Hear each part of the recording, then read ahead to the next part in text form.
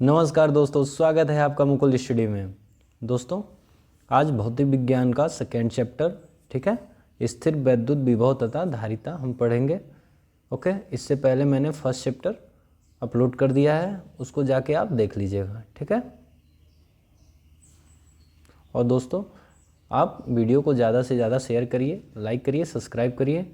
Okay, अगर आपको किसी और प्रकार का टॉपिक चाहिए तो कमेंट बॉक्स में कमेंट कर दीजिए। आप मेरा टेलीग्राम ग्रुप है मुकुल स्टडी करके, उसमें ऐड हो जाइए, ठीक है। उसमें टोटल मतलब पीडीएफ जितना भी आप पढ़ते हैं सबका पीडीएफ और नोट्स अवेलेबल है, आप उसको वहाँ से अपलोड कर सकते हैं, ठीक है। चलिए बढ़ते हैं टॉपिक की तरफ। देखिए, वैद्युत विभव पहला टॉपिक है, वैद्युत विभव। देखिए, वैद्युत विभव क्या है? वैद्युत क्षेत्र में किसी बिंदु पर, वैद्युत क्षेत्र में, मान लीजिए वैद्युत क्षेत्र, वैद्युत क्षेत्र में किसी बिंदु पर वैद्युत विभव परीक्षण आवेश को अनंत से उस बिंदु तक लाने में किए गए कार्य तथा परीक्षण आवेश के मान की निष्पत्ति के बराबर होता है, ठीक है। मान लीजिए ये वैद्युत क्षेत्र हो गया, कोई भी बिंदु मान लीजिए, यहाँ बिंदु है और यहाँ से मान लीजिए यहाँ धनावेश कोई है अनंत पे, ठीक है। यहाँ से यहाँ तक लाने में उस बिंदु पर, इस बिंदु तक लाने को ही हम वैद्युत विभव कहते हैं। जो ये आएगा ये वैद्युत विभव होगा, ठीक है। तो क्या होगा? वैद्युत क्षेत्र में किसी बिंदु पर वैद्युत विभव परीक्षण आवेश को अनंत से, अनंत ये अनंत है, ठीक है, अनंत से इस बिंदु तक लाने में किए गए कार्य तथा परीक्षण आवेश के मान की निष्पत्ति के बराबर होता है, ठीक है। इसे हम क्या कहते हैं? वैद्युत विभव कहते हैं, ठीक है। एक बार और समझते हैं इसको। देखिए, कोई ये आपका वैद्युत क्षेत्र है, ठीक है, मान लीजिए ये कोई बिंदु है, ठीक है, और कोई ये अंतिम बिंदु यानी कि अनंत, अनंत है, ठीक है। अनंत क्या है? यहाँ से धनावेश आता है और इस बिंदु तक आता है, ठीक है। इस बिंदु तक लाने में किए गए कार्य तथा परीक्षण आवेश, ठीक है, के मान की निष्पत्ति के बराबर होता है। ओके, उसे ही हम वैद्युत विभव कहते हैं। ओके, देखिए आगे, इसका फार्मूला होता है वैद्युत विभव का, V बराबर W/Q0, ठीक है, जूल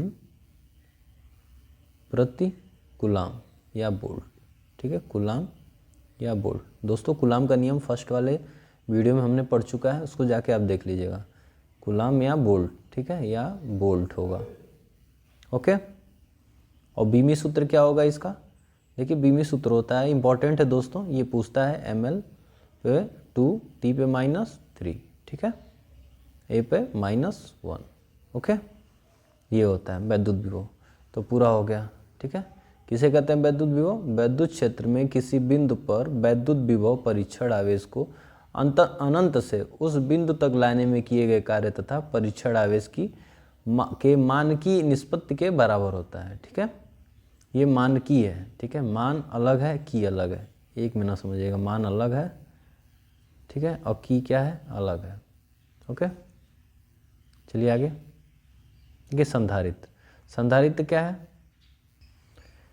इंपॉर्टेंट है दोस्तों। देखिए, संधारित्र एक ऐसा समायोजन है जिसमें किसी चालक के आकार में परिवर्तन किए बिना, मान लीजिए कोई चालक है, इसके आकार में परिवर्तन किए बिना उस पर आवेश की पर्याप्त मात्रा संचित की जाती है, इस पर आवेश की पर्याप्त मात्रा संचित की जाती है। संधारित्र की धारिता किसी धारिता उसकी एक प्लेट को दिए गए आवेश तथा दोनों प्लेटों के बीच उत्पन्न विभवांतर के अनुपात के बराबर होती है, ठीक है। देखिए, मान लीजिए संधारित्र का एक समायोजन जिसमें किसी चालक, ये चालक हो गया, ठीक है, ये चालक हो गया, इसके आकार में परिवर्तन किए बिना, मतलब आकार में ये परिवर्तन नहीं होगा कुछ, ठीक है, उस पर आवेश, कोई आवेश पर्याप्त मात्रा संचित की जाती है। संधारित्र की धारिता जो है किसी धारिता उसकी प्लेट, मान लीजिए ये सब, ये क्या है यहाँ पे? ये सब प्लेट है, को दिए गए आवेश, ये आवेश आप दे रहे हैं, आवेश,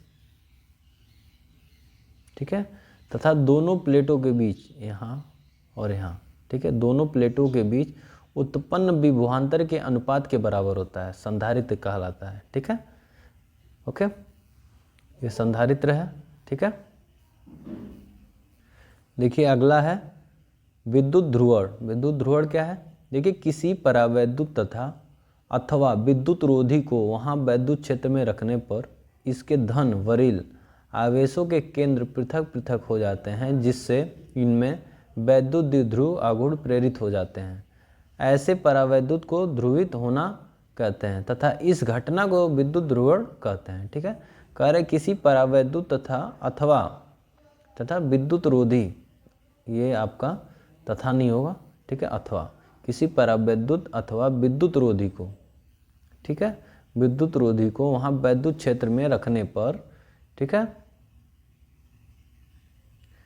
इसके क्या होगा, धन व ऋण, यहाँ धन व ऋण लिखिएगा, धन व ऋण, ठीक है, धन व ऋण आवेशों के केंद्र, मान लीजिए धन है और ऋण है, ठीक है, क्या है,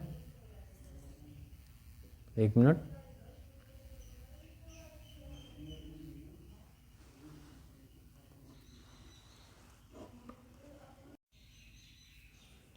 देखिए एक बार और देखिए, किसी परावैद्युत अथवा, ये मान लीजिए ये परावैद्युत है या वैद्युत रोधी क्षेत्र है, ठीक है, इसके धन या ऋण, धन या ऋण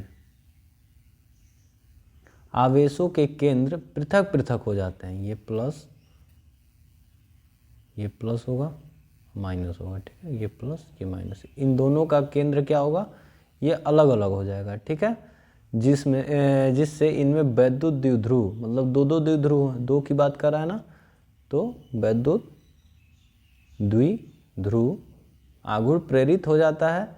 ऐसे परावैद्युत को ध्रुवित होना कहते हैं, ठीक है, इस घटना को क्या कहेंगे, वैद्युत ध्रुवण कहेंगे। ओके, ये दोनों प्लस और माइनस क्या होगा, अलग अलग हो जाएगा, इसलिए द्विध्रुव बनेगा। ओके, इसी घटना को हम क्या कहते हैं, विद्युत ध्रुवण कहते हैं। ठीक है, चलिए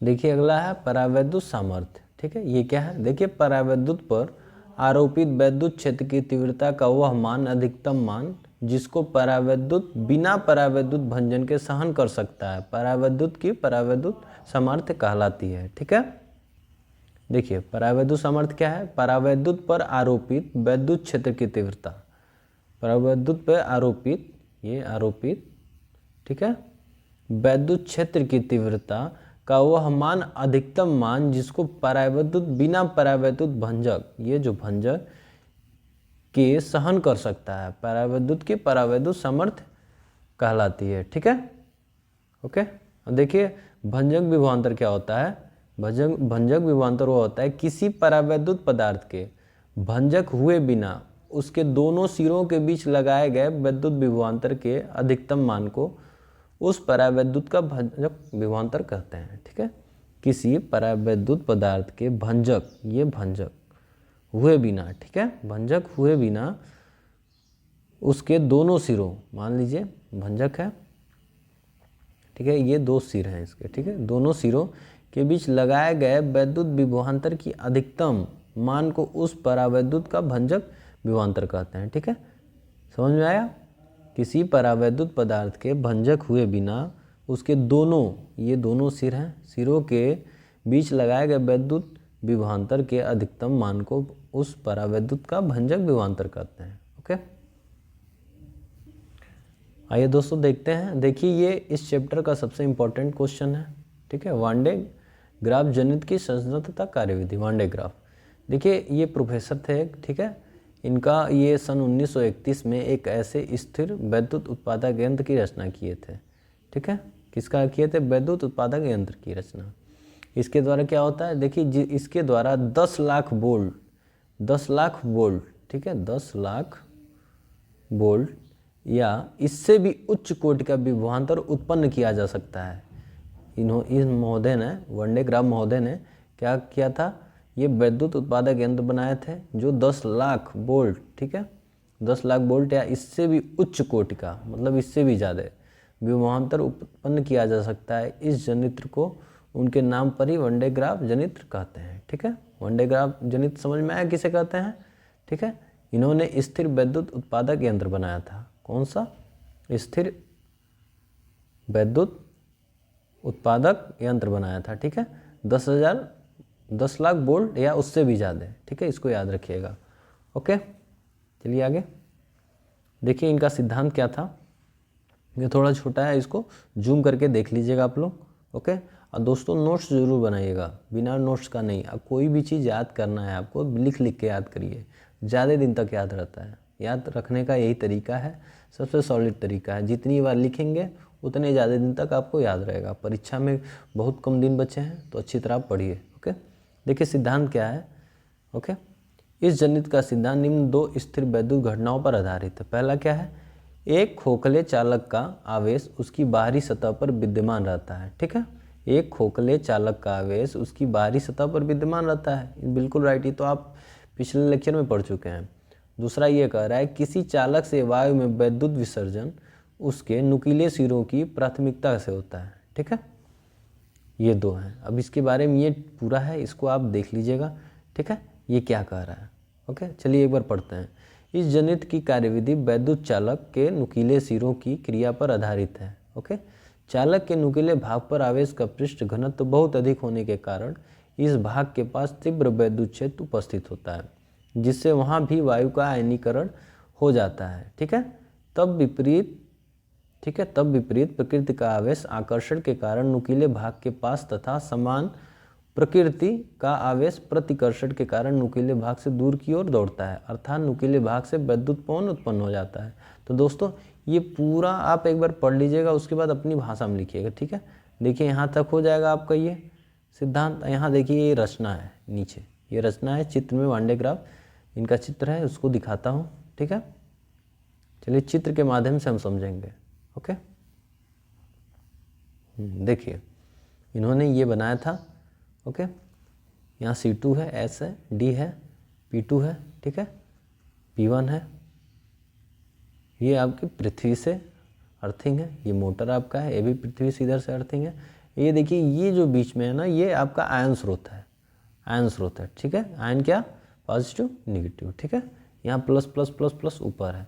तो दोस्तों ये पूरी की पूरी लाइन उसमें लिखी हुई है, उसको देख के लिख के ये समझना है। ये बस एक फिगर आपको 2 नंबर का मिलता है, इस पे 2 नंबर मिलता है। अगर 5 नंबर का क्वेश्चन है तो 3 नंबर थ्योरी पे और 2 नंबर फिगर पे मिलता है, ठीक है। तो फिगर को अच्छी तरह प्रैक्टिस कर लीजिएगा कि यहाँ से कोई गड़बड़ी ना हो। ओके, आइए मुख्य बात क्या है, इसका उपयोग, इनका वान डे ग्राफ जनित का उपयोग क्यों है ये देखते हैं। देखिए इसका उपयोग है उच्च विभवांतर उत्पन्न करने के लिए। आप ये तो आप पढ़ें पहले 10 लाख से ज़्यादा, ठीक है। दूसरा है तीव्र एक्स किरणों के उत्पादन में, ठीक है। तीसरा है नाभिकीय विखंडन के प्रयोग में आवेशित कणों, कौन कौन सा, प्रोटॉन, न्यूट्रॉन तथा अल्फा कण, ठीक है, आदि को उच्च गतिज ऊर्जा प्रदान करने के लिए, ठीक है, काइनेटिक एनर्जी प्राप्त करने के लिए।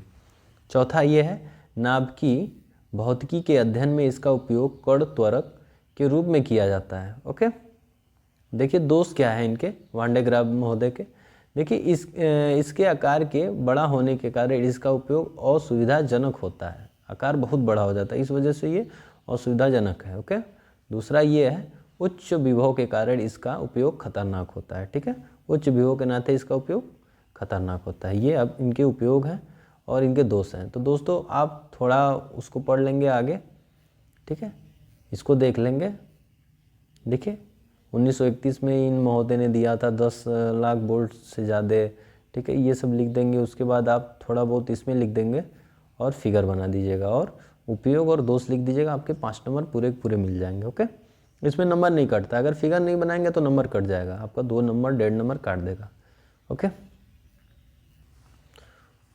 ओके दोस्तों, अगर वीडियो आपको अच्छा लगे तो लाइक करिए, ठीक है, सब्सक्राइब करिए और ज़्यादा से ज़्यादा शेयर करिए दोस्तों, ठीक है।